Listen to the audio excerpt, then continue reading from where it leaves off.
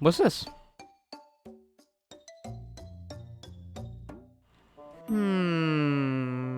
Yeah, this might be a good idea.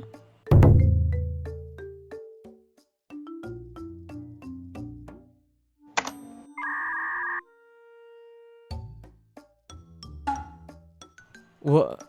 What? What? Huh? I shouldn't. $20? For a visual novel? I mean, sure, it's a Hololive visual novel, but that doesn't justify it being $20. I should probably wait for some reviews before buying it. But... No. I shouldn't. Think about what other games I could get with that money, me.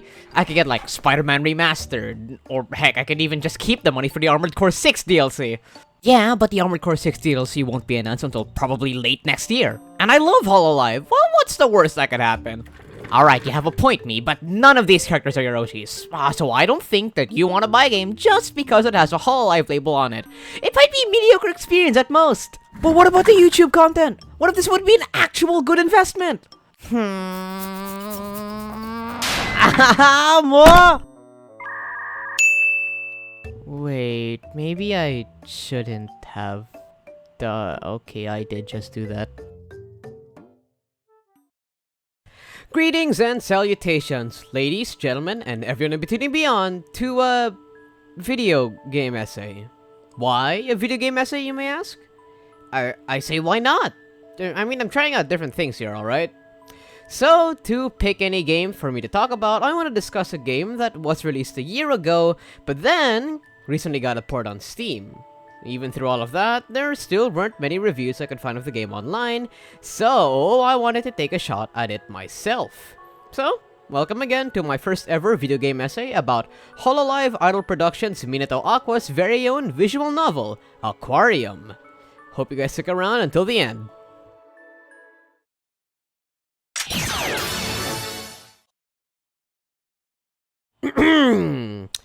VTubers, am I right?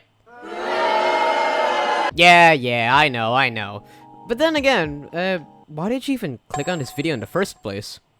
Well, anyway, Hololive Idol Productions' Cover Corporation seems to have found themselves back again to their roots of making video games, since they had their fair share of tries with the horror game Hololive Error, their upcoming full release of Hollow Earth, to even their very first video game of VR table tennis, which dates even before their idea of virtual YouTubers.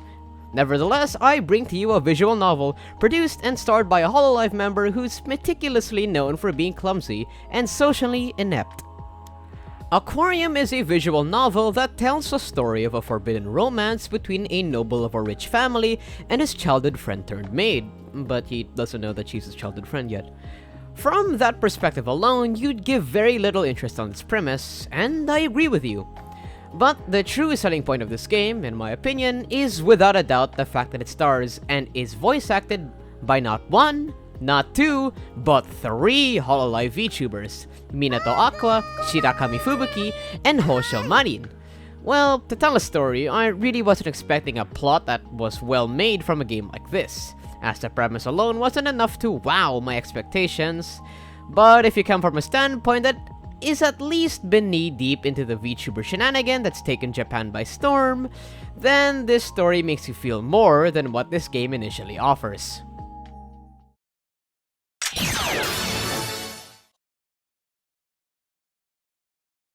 You play as Theo Francois. Francois? Francois? I don't know, the game says that he's France, but that's in Japanese accent, so I can't really blame them. The eldest son of their rich noble family that is currently working to be worthy of the heir to the throne while recovering from a memory loss that's made him always see a nightmare of him befriending a mysterious girl on a beach before suddenly having her hate him. But you're then woken up from that nightmare by your maid Marine, and are taken down to the dining table where your older sister, Fubuki, tells you about a new maid joining your mansion. This girl is Aqua, a cute, introverted, and passionate maid that hides a secret from the player. The story then follows you and Aqua growing a mysterious connection towards each other, as if it was fate calling the both of you. Ultimately, it brings you to regain your memories as you remember that the girl you used to play with on the beach and eventually hated you was Aqua herself. You two were childhood friends that loved each other so much that both of you promised to marry each other when you grow up. A staple and a trope, I guess. But then were separated due to each other's social status. A noble and a commoner can't be together. This is the driving force of the story's Romeo and Juliet plot, as the player and Aqua need to face the problems of being lovers while also being under a social stature that forbids their romance. This story, beyond its Romeo and Juliet message of the power of love, it has its main message of broken bonds can always be mended, as Aqua and the player's love for each other was strong enough to transcend beyond its memory loss. This, too, was a reoccurring theme throughout the story until its hopeful and meta-writing ending, which I can't talk about because of spoilers and a con that I'll describe later in the video. So, I would highly suggest that you get your hands on this game and finish its story, because it's actually good.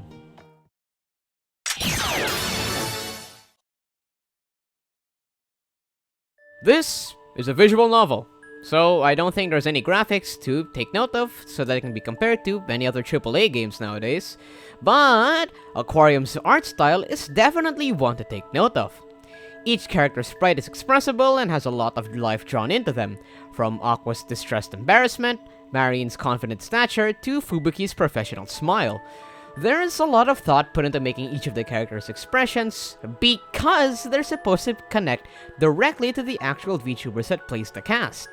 Another note is definitely the comedic chibi-styled manga panels that pop up during, well, comedic moments. And the background to each set is memorable, albeit sometimes reused to help set the mood for each setting. Can I also mention this game's anime opening? It's a nicely animated opening that does exactly what a TV show intro should do. Hype up the watcher while giving them tidbits of what to expect in its story.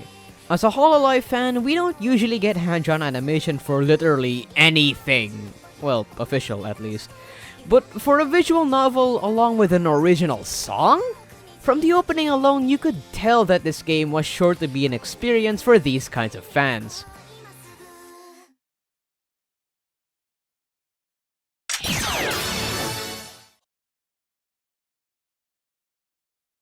You know, speaking of music, let's talk about it. To start, its normal BGM OSTs are basic. I can only name one track that's memorable to me, but it's a slowed down piano version of one of the original songs for the game.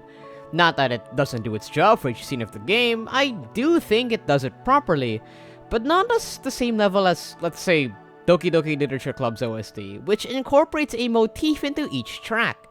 But as an excuse to talk about Hololive songs, AQUARIUM has two original songs, Stay Blue and Cassiopeia, both performed by Minato Aqua. To say the least, they are really good!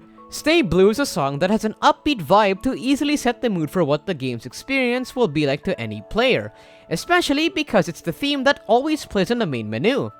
Cassiopeia is the opposite, a slow, somber piano vocal song that encapsulates the main message of the game, not to mention, it's very easy to cry to. But I've got to ask, why isn't Cassiopeia on official streaming services? Stay Blue is on all of them, but they didn't put an equally good song that should be paired with Stay Blue?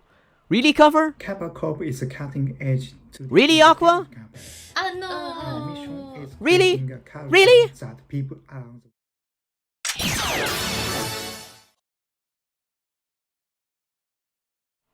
You know, I've been trying to find something about this game that I would want to complain about. I've been trying to find at least one negative review about this game that would give me a good reason for me not to buy it. And I did, and it said exactly what this game should be for. AQUARIUM is a game for Hololive fans. People would really not buy this game if they're not at least knowledgeable about Hololive at all. So the criticism of this game is that it's only directed at people who are fans and not the average player. Another negative is its price point. $20 on Steam for a visual novel that only runs for 10 or so hours and doesn't have that much replayability to its name.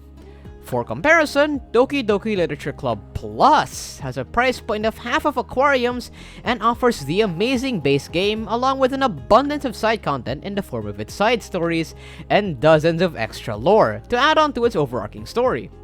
Even after 100%ing AQUARIUM, not much is gained from spending $20 other than a pretty good story and voice acting.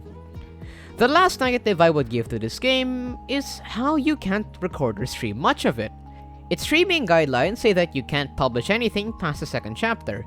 It explicitly states that, and it requires people who stream or record this game to put a consent and copyright message on their video's description page, which you'll actually find in this video right down there. And, well, that's totally understandable. This game only has 3 chapters, so of course the people who developed this game, or maybe Aqua herself, wouldn't want people to upload the entire story online. But as a streamer, I wanted to make use of this game's price point by doing another one of my visual novel voice acting series with my friends, which then I didn't bring myself to go through after reading its streaming guidelines. Hey, at that time I didn't know yet that the game only had 3 chapters. Alright? Don't complain.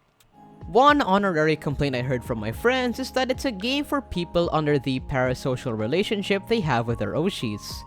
I mean, yeah, it's somewhat of a dating sim and it's somewhat of a what happens when Minato Aqua becomes your girlfriend type of experience. But I'm not in a parasocial relationship with any VTuber, so this con is just something to throw out there as food for thought.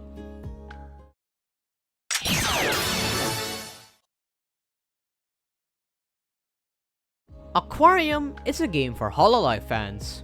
I did say that this was a bad thing, but it's a target demographic at its core. And when you're one of those people, then this game becomes really fun to play through. From its references of its talents as memes, such as Aqua's weight of being 44.5 kilograms, Fubuki's "akai na," to Marine's pirate cosplayer wannabe personality, this game has so many things sprinkled in its dialogue for the player to find and have a laugh, since they knew what these were to its fans. Let me be clear, alright? None of these talents starring in this game are my Yoshis, as the furthest stretch I can give to is Marine. But at the core, I'm a Laplace, Polk, and Suicide supporter, yet I find this game really fun to go through. This still also amplifies the emotions for its ending, as it taps into meta writing to hit the people this game was made to sell to really hard in their feels, by utilizing the very thing that made them love these VTubers so much. Even its side content of the alternate short endings you can get from this game feels like something written for Hololive's comedic animated short series, Holo no Graffiti.